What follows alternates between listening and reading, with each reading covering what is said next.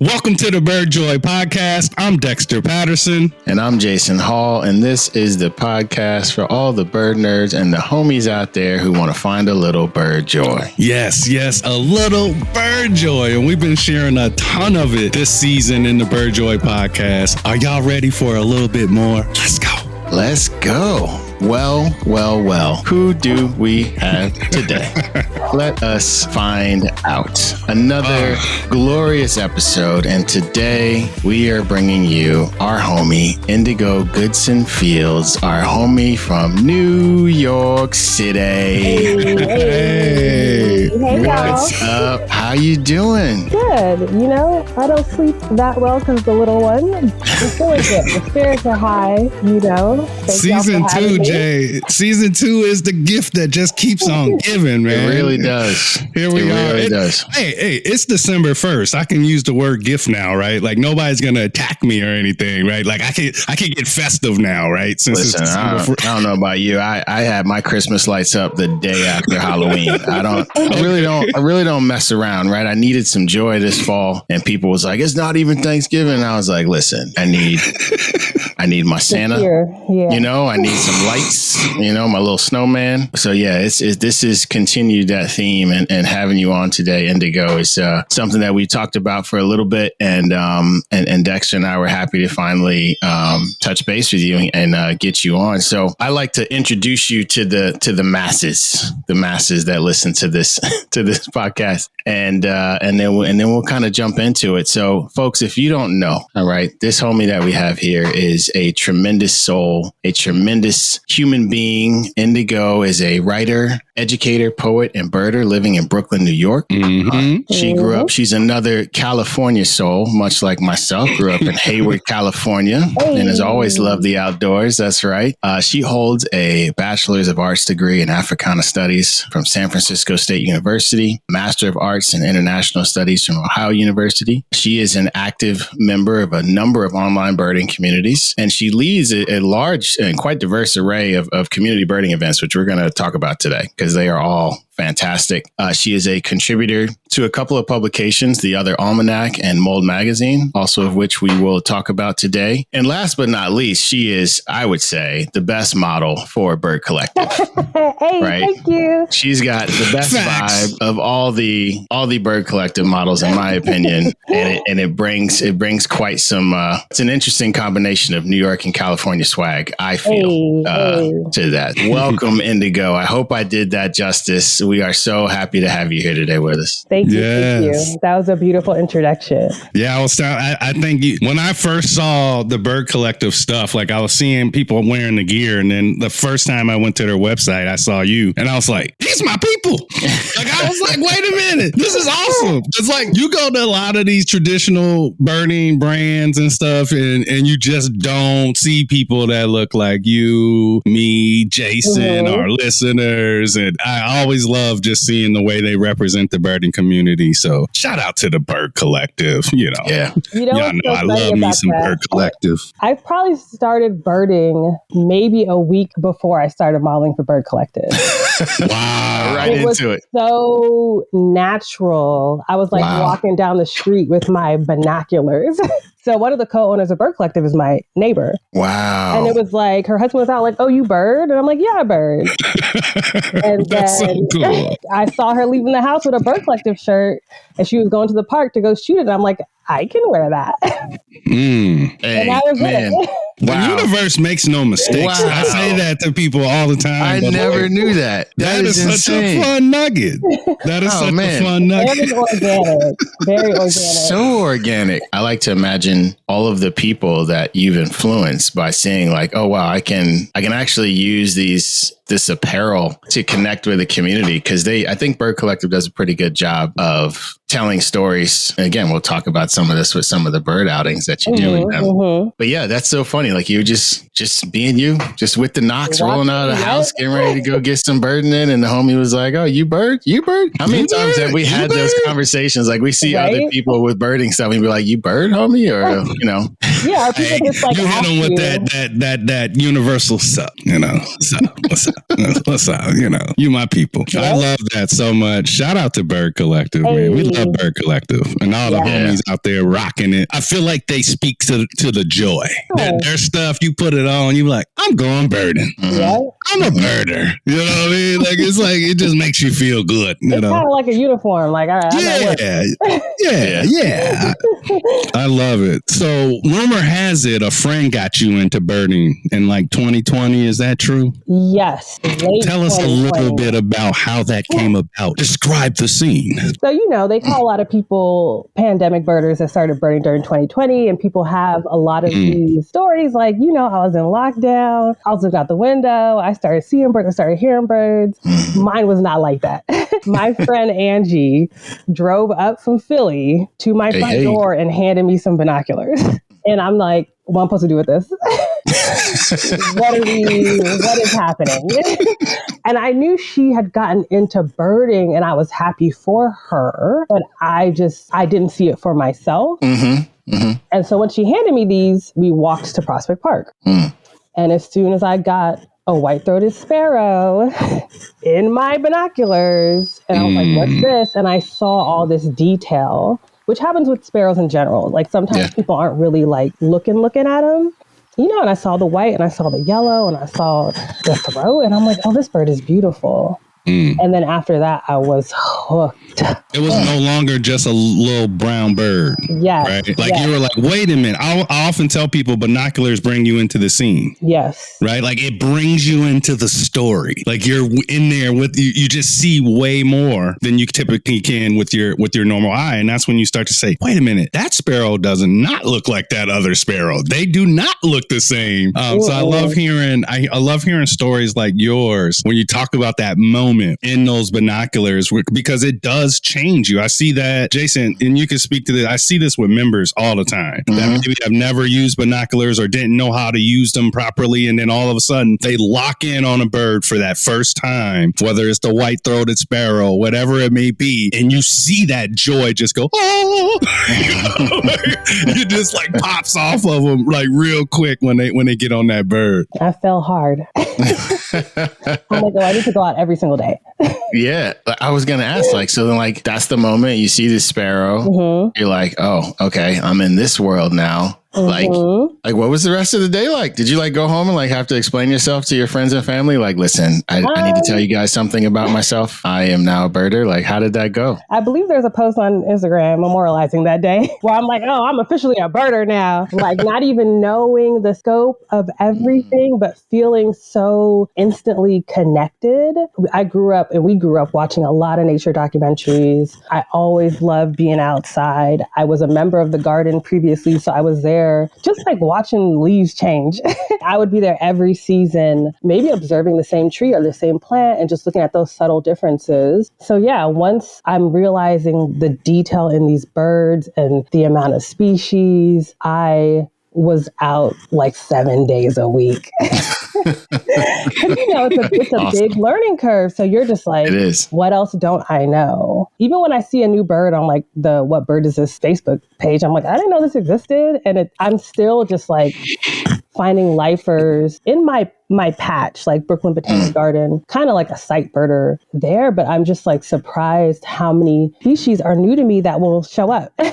Yeah. And I don't have to leave my neighborhood to see the yellow-breasted chat. So. Now you bragging, because that's not something that just gonna pop out and say. You might hear one here and there, but wow, yeah. Jason's talked about the joy of exploring his patch. A lot of my birder friends talk about birding in your patch, or when we talk to people, we say, hey, you don't have to drive super far away or go to all these exotic locations to see birds. We'll say, hey, go out on your patio, go out in your front yard, walk around your neighborhood, explore your patch. Talk about just the joy of, we talk about birding being opening these windows to the wonder. Talk about the joy of finding that new bird in the patch somewhere around you. That's a part of your life, right? That day-to-day joy of just paying attention to birds that are around you. Yeah, so I'm in Flatbush, right? New York City.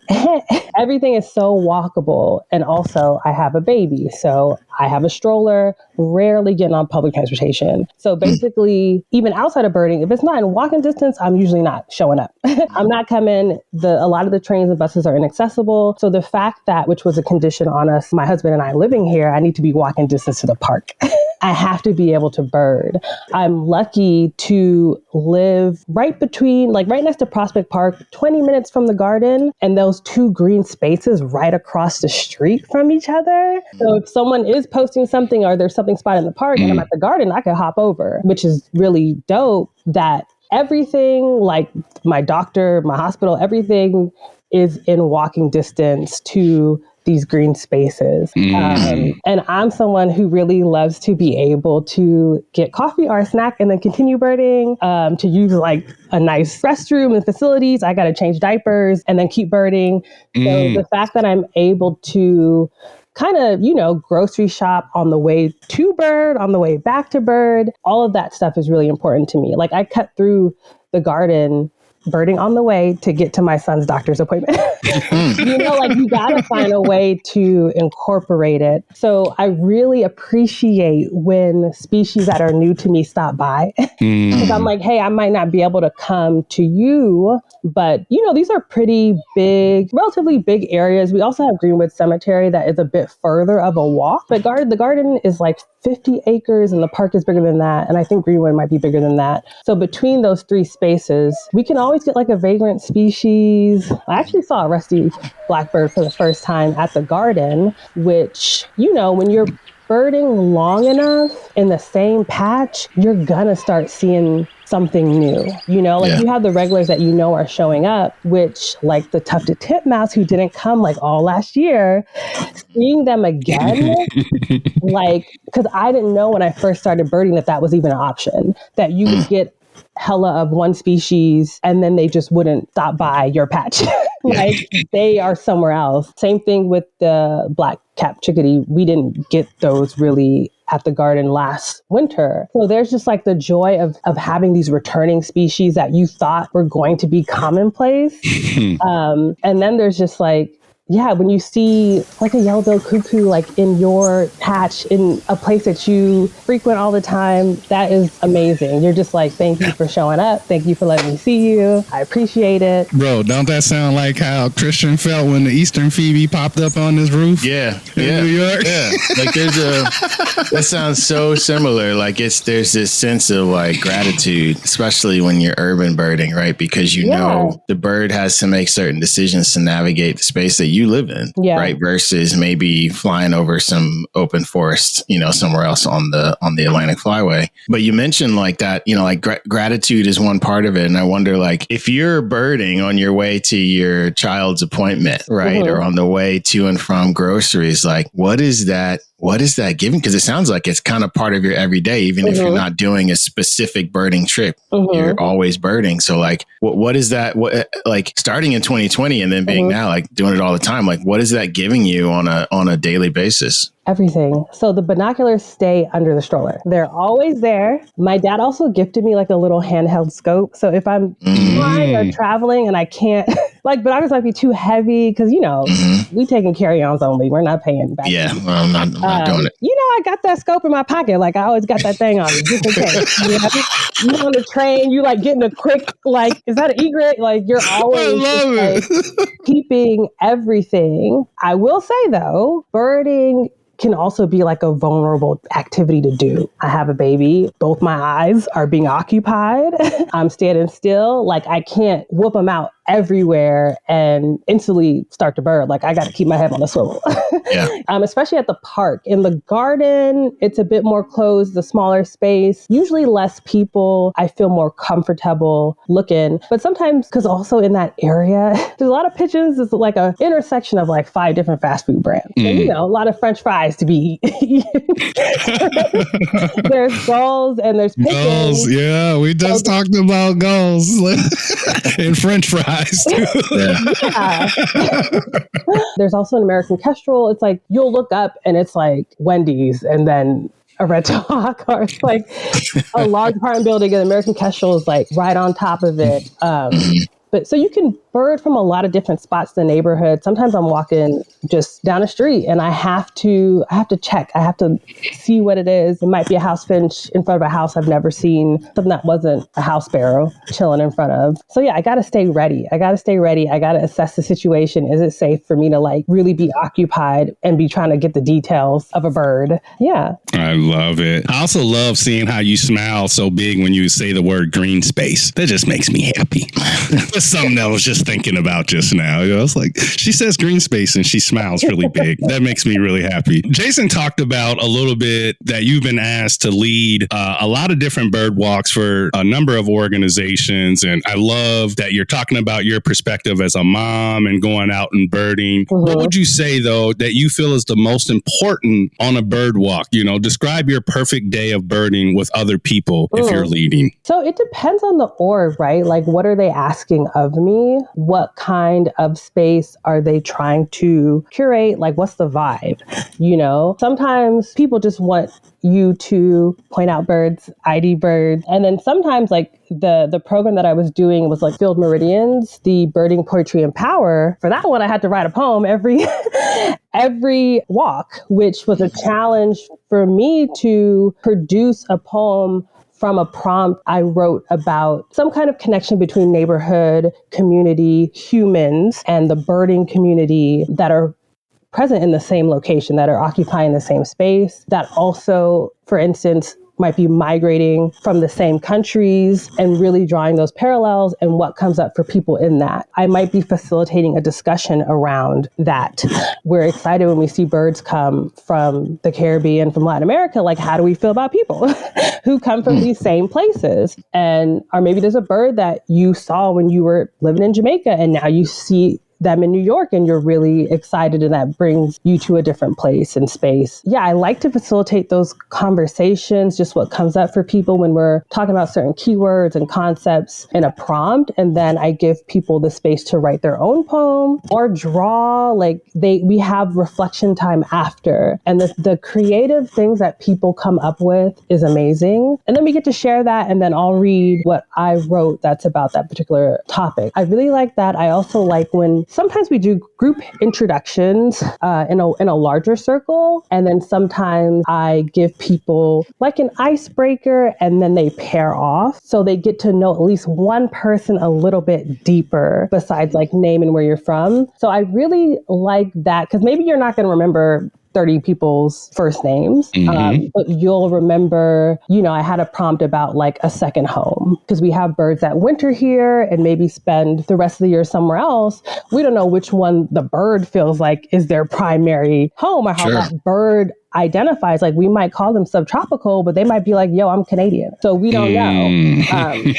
So for people, for them to draw that parallel in their own life, like for me, I'm from Cali. I've been in New York for 10 years. My mom is from Kingston, Jamaica. My dad is from Jersey City, Jersey. I feel a connection to these places. And there's a lot of people in New York who can relate to that. I love like someone could really vibe like, oh, like you spent time in Colombia, me too. And you kind of come away with a friend, and then I tell people on my walks, I'm like, yo, this ain't golf. You can talk. You can talk to each other.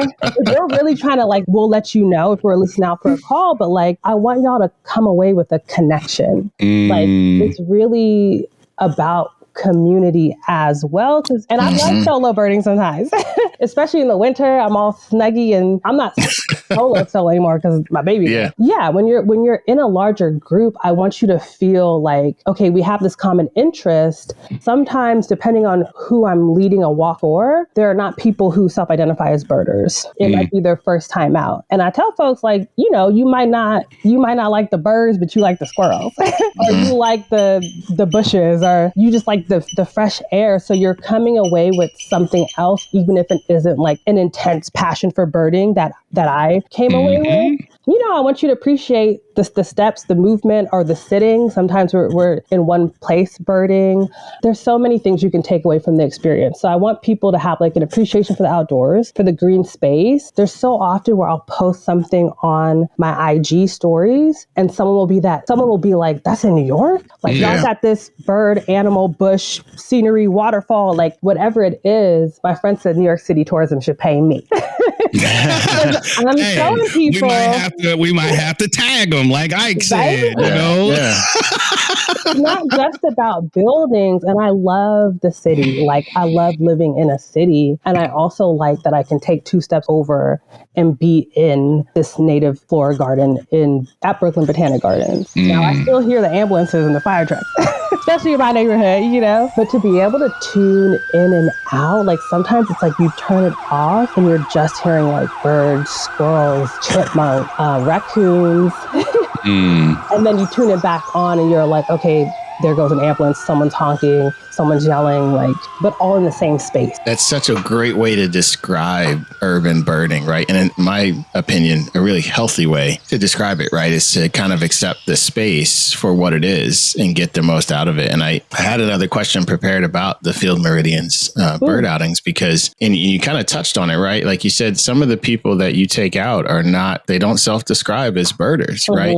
And I'm thinking if I'm one of those folks and I'm looking and the old algorithm shoots me your Instagram panel on that outing. Like the word birding may not get me, but poetry and power does. And like, how have you, I thank you for describing how you lead those kind of walks, right? With the prompts and the poetry and the reflection. But like, what has the feedback been from people that aren't birders around like continuing to look at birds? Because maybe they came out for just the poetry and now they are writing poetry about birds, right? Like I know you did one in spring and you did one in fall, but like, how is that feedback coming from the community? Yeah, we did 3 in spring-ish, had like a sabbatical, like a 2-month break. And then we continued it. In between, in the summer, I led with an art exhibit that I was a part of somewhere else, but kind of a similar style because I was asked to be a part of this art exhibit because of my poetry. Also, people who might not be there for birding, like they're on the island to see the art exhibit, but then we're like, okay, let's just look at these barn swallows real quick.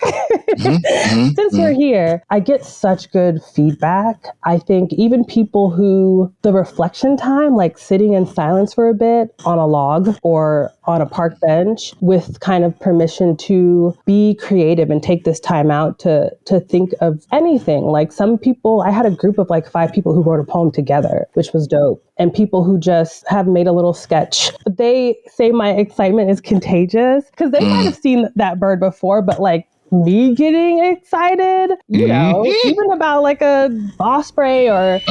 Did you say osprey? Osprey, red-winged blackbird. Did you say red-winged blackbird?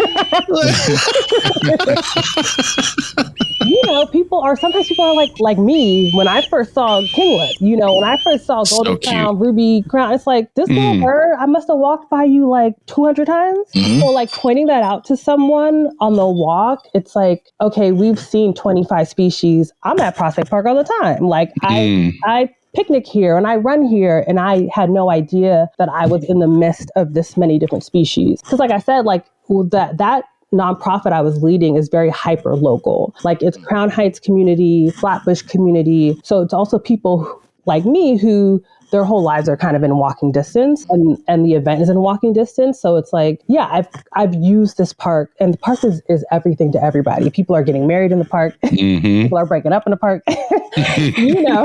Life is happening in the park. Exactly. So to like have this space where my husband and I, one of our first date was I saw the cedar waxing for the first time. And he saw it for the first time too. But it's like, yeah, when I walk past that spot now, I'm like, oh, my husband and I, we had a date over there and the cedar waxwing landed. I love it. Right over us, you know, a beautiful, beautiful bird. But so you have all these associations, and I think it gets you to think about like, what else am I not seeing? And to kind of appreciate all the other little creatures that are living in the park. Like I see bunny rabbits. Yeah. It's like, oh, like y'all are out here too. Like a lot of other animals are out here. So I think people leave with that appreciation, even if they don't take up birding. But a lot of people, they like the birds and they like the experience. So yeah. I love it. I always find myself, I tell people, birding forces you to kind of be in the moment and live in the moment. And I think when I think about you, when I hear you talking about the reflections, it feels like you're trying to get people to live in the moment. And that is really powerful. And one of the reflections in one of your fall events was about the brown-headed cowbird. And this is a quite complex species. A lot of people judge it really harshly or say they don't like it because of, you know, it's a parasitic behavior, right? Where it lays its eggs in other birds' nests. And sometimes that could lead to those birds' own chicks not surviving. Did you choose that species to reflect on? Was that intentional? Yes. So I write the prompts for that program. And I also, when I write the prompt, I'm not thinking about the poem I'm going to write yet. Like the prompt is like, okay, in Black birder spaces, we've talked about a lot of other concepts and have related it to birding. So I'm just like thinking of more things that we can draw the parallels and kind of empathize or relate to what's happening. So I wrote that, and like a lot of other prompts, I don't know what poem is going to come from it. And the poem that I wrote for that prompt makes me cry like every time I read it. Don't get emotional. Because I wrote the poem from the perspective of a eastern bluebird who comes home and sees this spotted brown egg and who realizes what had happened to her fifth blue egg, and then realizes she's called to raise this child. Bird. It's their babies, you know? It is their babies. Yeah. And like, though she understands, you know, what this other parent has done to her family, it's kind of like, well, because I was such a good nest builder and because my, you know, bird partner and I are good parents, we were selected to raise this child. And at the end, you know, she falls in love with the little baby brown-headed cowbird. Like, she raised them, and that's her baby. I think the poem is called They My Baby Now. So it's I love that. Talking about, that's so powerful, man. That's so powerful. They might be now. Do you post these anywhere, or do you have one where people could go read it if they wanted to read it? I believe Field Meridians has the curriculums for each program on their nature school website. So you can download it and you can see the poems I've done for each on that website. Like I did a poem about like a blue jay and a... I'm trying to see. I mean, listen, I mean, a birding poetry book wouldn't be something I would not purchase. I'm just trying to let you know. I mean, like, listen, because I got emotional when you started talking about getting emotional about the brown-headed cowbird, because I've never thought about it like that, right? I've also never thought about it from the perspective of, as the brown-headed cowbird mother, having to leave your baby somewhere because that is your nature, right? Like, you know, I don't want to anthropomorphize anything, but like there's decisions that have to be made, and we can't pretend like birds don't feel fear or joy or any of those other things, or anxiety, right? They do. Their actions show that they do. So I love that you are doing that and having people really try to find that relationship to a very specific bird or a very specific species or situation. And I use that disclaimer with the program, but it's like what I'm asking you to do is to, you know, really be almost think of them as, you know, multifaceted individuals. The way that I was interpreting it, it's like, yeah, this was hard for her too. And she was studying you. She was making sure that y'all were good parents, that your nest was sturdy, that your young survived. And it's like, I need to be really serious about who I'm picking to raise my child.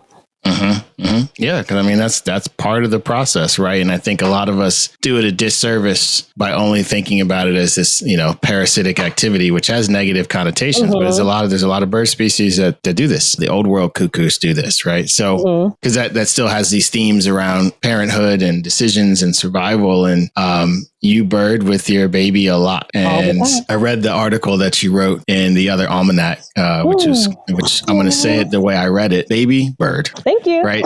And it was so good. It was, kind of took folks through the process of like what kind of birdie you were before you had a child, and then what kind of birdie you had to be after you had a child, and trying to find ways to reconnect with that joy through a different situation. Right. And you mentioned some of it before about being in the park and like, hey, I have a person with me that depends on me. I got to be safe, right? I can't just be stuck in the binoculars for 90 seconds a clip. The part I thought was interesting was your trip to Ithaca with your partner and with the baby. And I was nervous for you when I was reading the first paragraph of that story, right?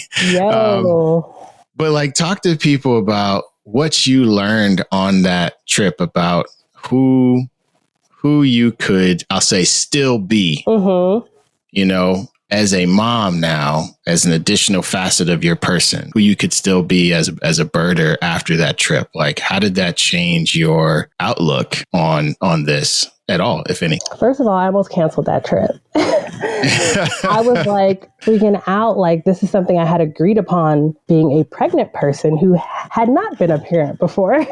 And like, I would talk to my husband, like, is this possible? Like, is it okay to cancel? Like I said, I'm in Flatbush. There's a lot of people. Like, I might walk by 300 people before I get to the park in a very short and cars and all. And, being seen by a lot of folks. I talk about in the article, just being worried about, New York drivers might hit you sometimes. And you have a stroller and a little precious baby. And it's like, I don't want to leave the house, much less go birding. I'm like, no, I need to keep him safe. So when the date was approaching and I'm like, I don't even go outside with him really. And now I'm on an 8-hour drive in a rent-a-car.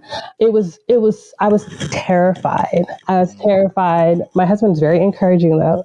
Like, we can make this work. When you set up, I'm a primary caregiver. This is my full-time job and birding, of course, but you get like your initial routine when you first have a kid, and it's like, okay, the bottle's here, baby warmer there, bottle warmer, not baby warmer. And then to uproot that and take the show on the road, like, how does this work? We don't have our dishwashing machine that sanitizes or, all of these things. Really being like, agreeing, okay, we're going to do this. I don't know how we're going to do this, but we're going to make this happen. And then the motel we stayed at too was so amazing. You open the curtains and there's bird feeders like first thing in the morning, and you just see all these birds just at your window. It's really a motel made for birders. So I was like, oh, maybe we don't have to leave once we got up there. But it's like changing diapers in the rent-a-car and running in the store if we need something, pulling over to like clean him up if he spit up or if he needs to drink. Because at that age, he can't really drink and ride in the car at the same time. It's too dangerous. But then once we arrived and the motel was so beautiful, and just like, I didn't realize there were accommodations that were set up for birders in that kind of way. There was plenty of bird feeders throughout the property. And then I got to go to, I think it's called Sapsucker Woods, right across from the Cornell Lab of Ornithology building. Like, we're in the parking lot of Cornell Lab of Ornithology. I'm like, it's weird to be there and to be like having a bird list in the same place the bird list was invented. Right. But again, it's like that gratitude, like, okay, we're here and we're like here. And, I had to shoot content. Y'all know. So I'm like, Justin's like strapping Nishan to his chest because I got to be on the camera. Yeah, I got you. And Nishan, he's not on the camera. Yeah, so we're just like, my husband and I working together, making this happen. We drove to like other areas of that. Oh, I can't remember the name of the lake, but it's like a region that has a lake. So sometimes you're doing like lakefront birding, sometimes you're in Sapsucker Woods. Is that the BB Lake that Ike was talking about? Maybe. I don't know. He's talking about some lake area, BB Lake, I think he called it, that was on campus because Ike is on campus there at Cornell. Yeah. I'm not sure. Not all of it was so close to the actual Cornell Lab of Ornithology building. Sometimes we had to drive like 20 minutes, but I had missed a lot of spring migration because I was in the hospital giving birth. Still birding though. Still birding. Understandable. Still birding from the window. But I was just like, dang, like, I'm not going to see these species that I normally would see. So to kind of drive north and have a second shot at seeing some spring migrants, and we don't really have a lot of eastern bluebirds in New York City proper. So I got to see them just chilling on the ground not upstate. They gonna kill me. In Ithaca. You better get it right. Right? Yeah, it just made me feel like, okay, this is possible. Like I can caregive. I can, of course, have my son's interest in health paramount and also bird. So that was like the biggest test for me. And once we were experienced just like heating up bottles and feeding in a really small motel sink, we're like, okay, when I go back and I'm walking 10 minutes up the street, it's going to be okay. I can still bird. I bird at least twice a week, midweek. And then when I can convince Justin, I can go on the weekend and bird as well. So I ideally like 3 days a week is great for me. Being able to multitask and bird in a new way to make sure he's comfortable. And I'm also just like getting what I need from birding to be in a good space to caregive for him. I love it. So what it's sounding like is birding kind of fuels you so you can pour into everybody around you, from your husband to your baby to your community to everybody. So I love that. I love that you're using your bird joy as fuel to just bathe everybody in all your joy and your smiles. And thank you for sharing that with the world. We need more of that. We need more of that. And hearing you talk about traveling, that travel experience, you've had one heck of a travel. You've traveled quite a bit. Let's just say that. Ghana, Sudan, Ivory Coast, Papua New Guinea, all these places across Asia, Europe. You have quite the expanded perspective on the world. That has to feel like a gift, I would think. But in particular, the PNG trip was, you went to explore heritage and your unabashed Blackness. It makes me think of birds who find themselves off course or in strange places, asked to fit in all the while wondering where is home, and struggling to survive. Do you draw any lessons on life and your community from birds? Are there things you wish the birding community appreciated more?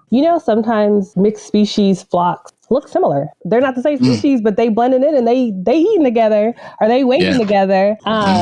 That's like me being in Papua New Guinea before I was a birder, but seeing so many. And before I was a birder, I was still like, I love animals. So I was still like looking at all these different species, not really knowing their proper names, but really being in a country where most people are my complexion and almost everybody has an afro, which is not jealous. I'm jealous. Common Jason, in a lot of places.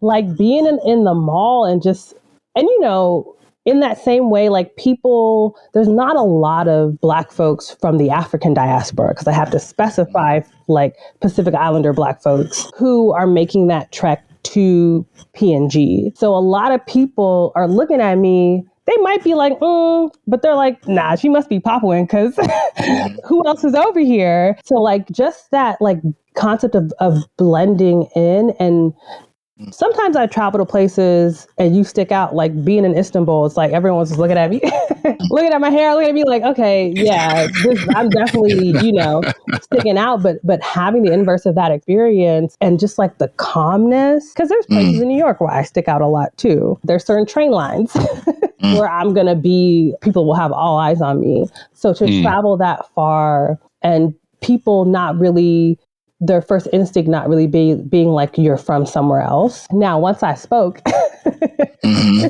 then people are like, okay, you don't sound Papuan, but you also don't sound Australian. Like, and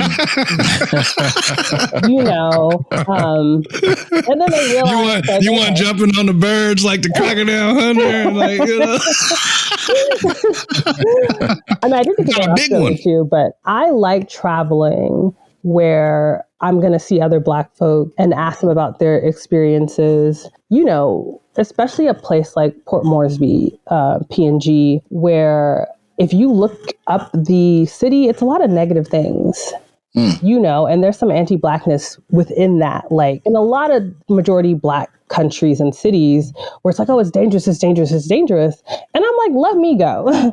Let me go and see for myself. And I think that as well is like being privileged enough to make that trip and experience what little you can of a culture in, 2 weeks is so important for me. Even, as an international studies major, emphasis in Africa, when I was living in Ghana, I stood out a lot, especially with my afro. I'm tall. These are things that were just like noticed and commented on quite frequently. Being in Sudan, it was like very similar of like people assuming I was Sudanese because there's not a lot of foreigners there. Being in Cuba, also really similar, especially by myself because I wasn't speaking English to anybody else. Yeah, it does feel like there is some comfort in a physical similarity. So I talk about that with like the mixed species flock prompt that I had for the most recent one. Like when you speak the same language or you share the same field markings, how does that make you feel like safe in a community? So that's a big reason why I like traveling and just to like see places for myself, hear from people directly. That was so well put. And I hope that leaves people in a place where they can think about their place in community. Not only that, the last conversation around PNG, but just this entire conversation around how we interact with one another in general, and how we can do that when we bird. And I think people are going to get a lot of things they can bring back to their own communities that you mentioned today, these moments of reflection, understanding where you come from. And honestly, homie, I just want to say thank you. Like, this was such a good conversation. Yes. I felt this vibe when we brought In Color Birding to New York. And you were like, what do you want me to do? And I was like, I just want you to set the vibe. Like, I just want you to, because it's so important to welcome people in a way that is genuine. It really creates a sense of safety, and people can then focus on what they're there for, which is finding joy and community through the birds. So just thank you so much for giving us some of that information today. An hour is never enough time. No. But thank you so much, homie. Thank you. Thank you for continuing to show people what a birder is too. On this podcast, we want people to know, like, you can be this dope full-time mom and educator and poet and all these different things, and you are still a birder with your fly afro and everything, like everybody just needs to know, like, you are a birder. If you're paying attention, all those people you said may not identify as birder. If they may not identify as birders, but if they're paying attention now because of you, guess what? They're birders. Hey. And we owe you for that. We owe you for that. And another win. With me. I got events coming up. Y'all look at the Instagram. I post them. Come through. Come bird with us. Yes. And all the New York folks, if you're out there and you're hearing her voice, she said come through. So please slide. Please slide. Well, I want to thank everybody for joining us today on the Bird Joy podcast. We hope you enjoyed exploring the world of birding with us and Indigo today. Shout out to the BIPOC Birding Club. We have some events coming up, obviously, this winter. Y'all know how we do. 12 months a year. BIPOCbirdingclub.org. Yes. And shout out to the homies in Philly and colorbirding.org. We also will be doing some cold weather, weird duck, weird gull birding outings this winter. And like we mentioned before, we encourage you to check out Indigo's Instagram, which we'll put in the show notes, and you can see the events that are going to be happening all around New York. I encourage you to attend and find your community, find your flock, find your joy. Again, Indigo, thank you. This was lovely. Please share, subscribe, all that good stuff. Shout out this podcast to all your fellow birders. Help us spread a little bird joy. Hey.